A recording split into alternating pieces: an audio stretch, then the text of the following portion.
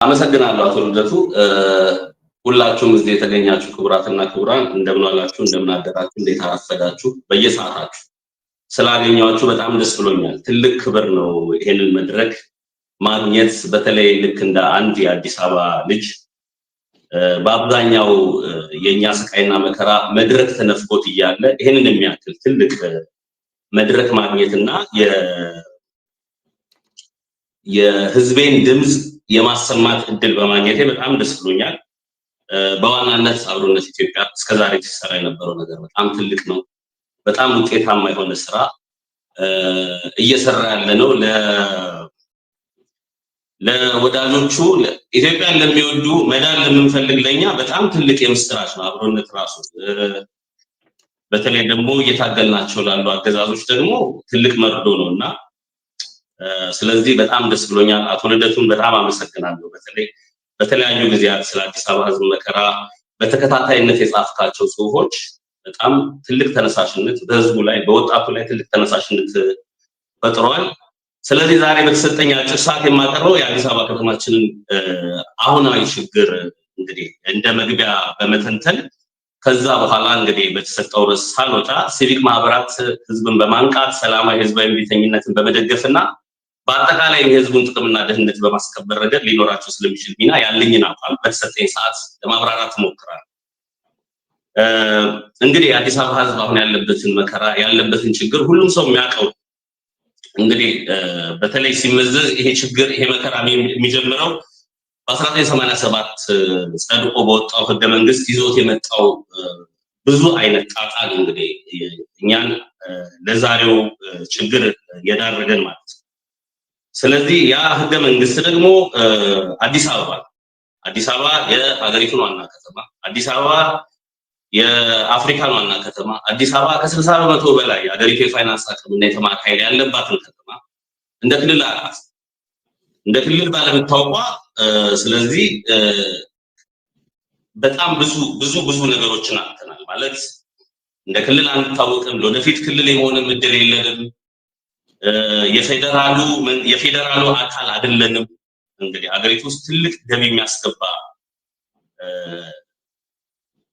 አካባቢ ሆኖ ግን ፌዴሬሽን ምክር ቤት እንኳን ገብቶ በጀት ድልድል አድርጎ የራሱን ሪሶርስ እንኳን መጠቀም የማይችል ከተማ አስተዳደር ነውና ስለዚህ ያ ነገር በጣም ብዙ ቅርቃርና ብዙ መከራ ውስጥ ከቶን ቆይቷል። በተለይ ደግሞ የለየለት ደግሞ ከ2010 የመንግስት ለውጥ ወዲህ በአሁኑ የብልጽግና አገዛዝ ዘመን የከተማዋን ህዝብ ህልውና ከፍተኛ አደጋ ላይ ወጥቷል።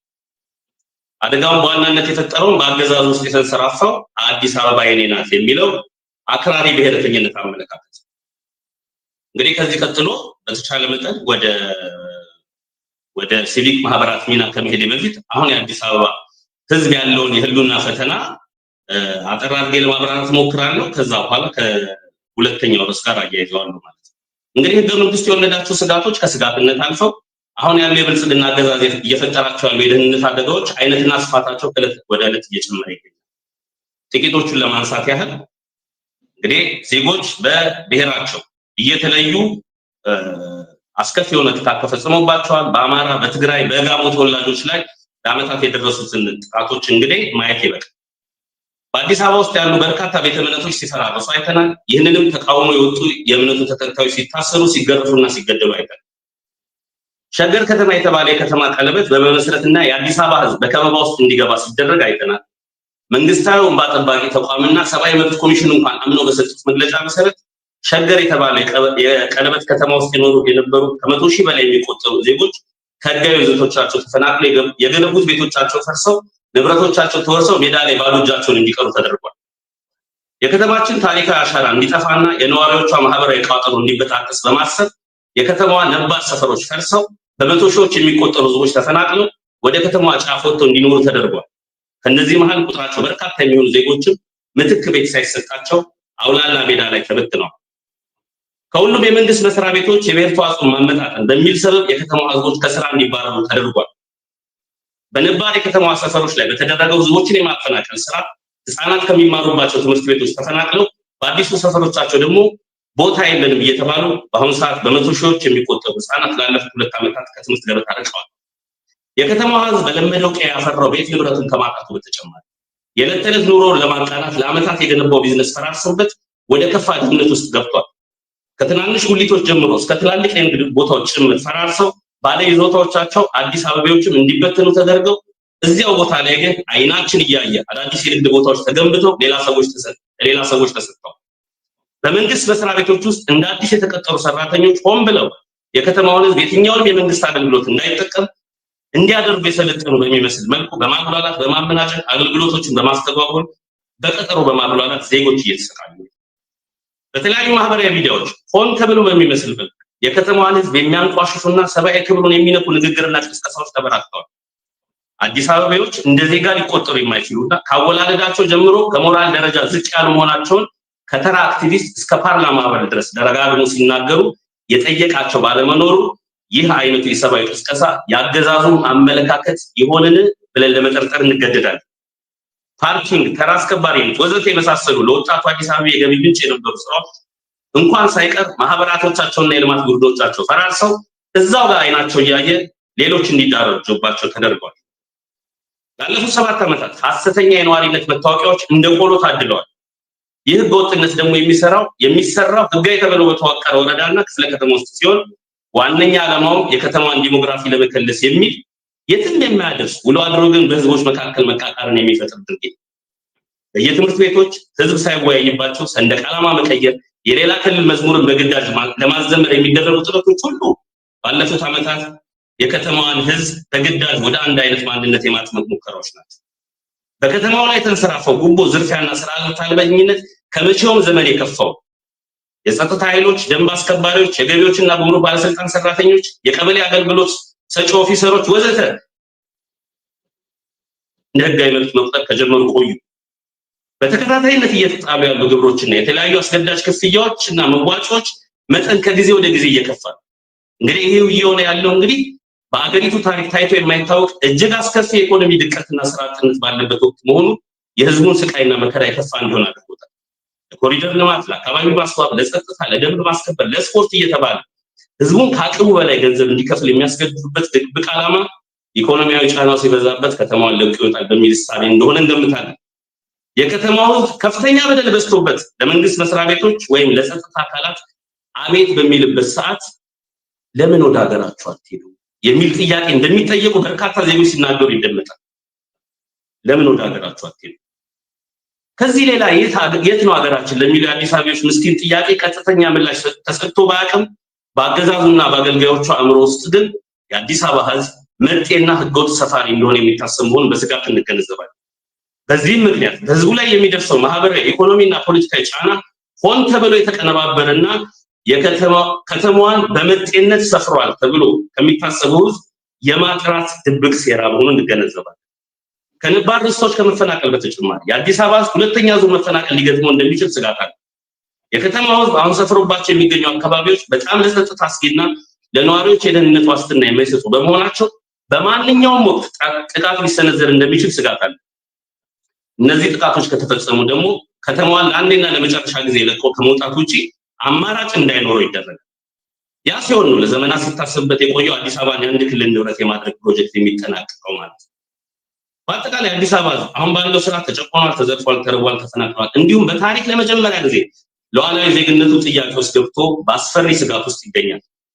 ስለዚህ ከላይ የተጠቀሱት ችግሮቻችንን ለመቀልበስ ተደራጅተን ልንታገል ግድ ይለናል። እንግዲህ ተደራጅተን ስንታገል እንግዲህ ያለን ብቸኛ አማራጭ የሰላማዊ ትግል አማራጭን ነው መከተል ያለው። ምክንያቱም የሰላማዊ ትግል አማራጭ በሁሉም መልኩ ብዙ ዋጋ ማያስከፍለንና በአጭር ጊዜ ውስጥ በርካታ ህዝብን አንቀሳቅሶ ሁሉንም ሰላማዊ ሊያደርግ የሚችል ለውጥ የሚያመጣ ስልት በሆነ እሱን ነው የምንከተለው። በተቃራኒው ግን ያመጽ መንገድን ብንመርጥ ለውጥ ብናመጣ እንኳን በግጭት የወደመች ከተማችንን መረከብ ታግለን ከምንለውጠው ስርዓት ይበልጥ እኛን ከሳሪዎች ያደርገናል። ስለዚህ የሰላማዊ ትግል አማራጭ ብቸኛ ፍኖታችን ሊሆን ይገባል። አሁን በዚህ ውስጥ እንግዲህ የሲቪክ ማህበራት ሚና ምን ሊሆን ይገባል? ሲቪክ ማህበራት በኢትዮጵያ በህጋዊ መንገድ ተመዝግበው በልማት፣ በመልካም አስተዳደር፣ መብቶችን በማስጠበቅ ዘርፍና በሙያ ማህበርነት በመደራጀት እንደሚንቀሳቀሱ ይታወቃል። እነዚህ በመንግስት እውቅና ተመዝግበው የሚንቀሳቀሱ ተቋማት የአዲስ አበባን ህዝብ የህልውና ትግል በማገዝ ምን ሚና ይኖራቸዋል የሚለውን ከማየታችን በፊት ግን አንድ ነጥብ እናንሳ። ዲሞክራሲ በዳበረባቸው ሀገራት በህጋዊ መንገድ ተመዝግበው የሚንቀሳቀሱ ማህበራትን በመጠቀም መታገል የተለመደ። ምክንያቱም በእነዚህ ሀገራት የተቋማቱ ነፃነት የተጠበቀ በመሆኑ ለትግሉ የሚኖራቸው አበርክቶ በአብዛኛው አዎንታዊ ነው። እንደ ኢትዮጵያ ባሉ የዜጎች አፈና ተንሰራፍተው ባለባቸው ሀገራት ግን በመንግስት ይሁንታ የሚንቀሳቀሱ ሲቪክ ማህበራት ለህዝባዊ ትግል የሚኖራቸው ሚና ፍጹም ምንም የለም ባይባል እንኳን ውስን ነው ለማለት ያስደፍራል። ምክንያቱም እነዚህ ተቋማት በመንግስት ተጽዕኖና ቁጥጥር ስር የወደቁ አንዳንዶቹ እንደውም የመንግስትን አጀንዳ ለማስፈጸም ተልዕኮ ያነገቡ አሊያም ደግሞ እንዲያደርጉ የተጠመዘዙ ናቸው። በዚህ ምክንያት በአዲስ አበባ ውስጥ ለሚደረገው የህልውና ትግል በአብዛኛው ባልተመዘገቡ የሲቪክ ማህበራት ያሳተፈ ነው ቢሆን የሚገባው። የአደረጃጀት መንገዳቸው በአብዛኛው ክፍል ሆኖ ዘመኑ ባፈራቸው የዲጂታል ኮሚኒኬሽን ቴክኖሎጂ አማራጮች አካባቢያዊ ወይም ሙያዊ ተመሳሳይነትን የተከተለ ነው መሆን ያለበት። የአዲስ አበባ ህዝብ የህልውና ትግል ደረጃና የሲቪክ ማህበራት ሚና የሚለውን ለማንሳት ከላይ በሰፊው እንዳብራራሁት የአዲስ አበባ ህዝብ የህልውና ትግል በአይነቱ ለየት ያለ ነው የሚሆነው። ምክንያቱም የተጋረጠበት የህልውና አደጋ ራሱ ለየት ያለ ነው። ህዝቡ አሁን የተጋረጡበት አደጋዎች ከዓመታት በፊት ይጠይቃቸው ከነበሩ ጥያቄዎች አንፃር ሲታዩ የበፊቶቹ የቅንጦት ጥያቄዎች ነው የሚመስሉት። ህዝባዊ መንግስት ይመሰረት፣ መሬት ላራሹ፣ የምርጫ ውጤት ይከበር ወዘተ የሚሉ ጥያቄዎቻችን አንስተን የአዲስ አበባ ህዝብ ብዙ መስዋዕትነትን የከፈለ ህዝብ መሆኑ በታሪክ ይታወቃል። የአሁኑ ጥያቄው ግን በርስቱ በገዛ ሀገሩ በህይወቱ የመኖር መሰረታዊ ጥያቄ። ይህን መሰረታዊ ጥያቄ ከዳር ለማድረስ በትግሉ ሂደት ልንከተላቸው የሚገቡ ያልኳቸውን የትግል እድገት ደረጃዎችን ከሲቪክ ማህበራት ሚና ጋር ጎን ለጎን ለማቅረብ ሞክራለሁ። የመጀመሪያው የመጀመሪያው የትግል ደረጃችን ሚቲጌሽን ወይም ናዳውን መቆጣጠር ነው። ናዳውን መቆጣጠር ማለት አሁን የአዲስ አበባ ህዝብ በብዙ መልኩ በመፈናቀሉ፣ በመሰደዱ፣ በመነጠቅ ላይ ያለ ነው። ስለዚህ በዚህ ጊዜ ሊያደርጉ የሚገባው ሲቪክ ማህበራት አሁን ያሉት በበጎ አድራጎት የተሰማሩ ሲቪክ ማህበራት ሪማፕ አድርገው ወደ ዳር አካባቢ ሄደው ህዝቡን ሊታደጉት ይገባል። ያለበለዚያ የትምህርት፣ የጤና፣ የምግብ ዋስትና፣ የገቢ ማስገኛ ፕሮግራሞችን ሰርተው ህዝቡን ሊታደጉት ይገባል። ህዝቡን ካልታደግነው ህዝቡ አንዴ ከተበተነ ምንም አይነት ትግልም አይኖርም፣ ማደራጀትም አይኖርም ማለት ነው።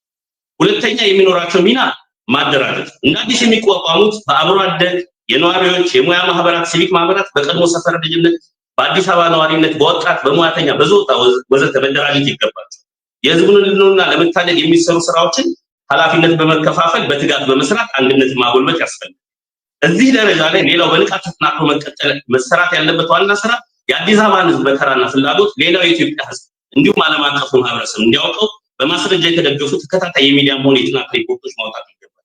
እነዚህ የሚወጡ ሪፖርቶች የአዲስ አበባን ህዝብ ተደራጅቶ የመታገል አጋሮችን የማፍራት እንዲሁም ዓለም አቀፍ ተቋማትን በአገዛዙ ላይ ጫና እንዲያሳድሩ የሚያስችሉ ሆኖ መዘጋጀት ይኖርባቸዋል ማለት ነው። ስለዚህ እንዲሁም ደግሞ የህግ ባለሙያዎች የአዲስ አበባ ልጆች የህግ ባለሙያዎች ማህበር ተቋቁሞ እስከዛሬ የደረሰው ግፍ በቤት ንብረት፣ በጤና፣ በሁሉም የደረሰው ግፍ ተመዝግቦ ለወደፊት ለትግሉ ብቻ ሳይሆን ለወደፊት ለውጥ ሲመጣ ካሳና ፍትህ ለማግኘት ይረዳል። ከዛ ውጪ ደግሞ እነዚህ በሰፈር በአብሮ አደጎች የሚደራጁት ማህበራት ደግሞ ህዝቡን ማንቃት ማሰልጠን አለባቸው። መንቃት መሰልጠን አለበት። እስከዛሬ የደረሰበትን ግፍ በደንብ ሊያውቀው ይገባል። ከዛ ውጪ ወደ መጨረሻው ትግል ደግሞ የሰላማዊ ትግል መግባት ያሉት በዓለም ላይ ስታንዳርድ የሚባሉ የሰላማዊ ትግል አማራጮች ምንድናቸው የሚለው ማሰልጠን አለባቸው። መጨረሻ እንግዲህ ወደ ትግል ነው የሚገባው። በመጨረሻ ማስተላልፈው መልእክት የአዲስ አበባ የመደራጀት ማህበርን የመጥላት ቀበሌን የመጥላት በተለይ ወጣቱ ይሄ አባዜ እንደተጠናወተ ይጠብቁታል። ይሄ ደግሞ ማህበራትን አደረጃጀቶችን መጥላት ይሄው ከቤት ንብረቱም ከቤተሰቦቹ ንብረት ከርስቱም ያፈናቀለው እንግዲህ የመጨረሻ አደጋ ላይ ደርሷል። ካሁን በኋላ ያለፈው አልፏል። አሁንም ቢሆን ብዙ ቢጠፋም ፈጽሞ አረፈድም። የአዲስ አበባ ተሰባሰብ፣ ተደራጅ፣ ሰልጥን፣ ለማይቀረው ትግል ተዘጋጅ። አመሰግናለሁ።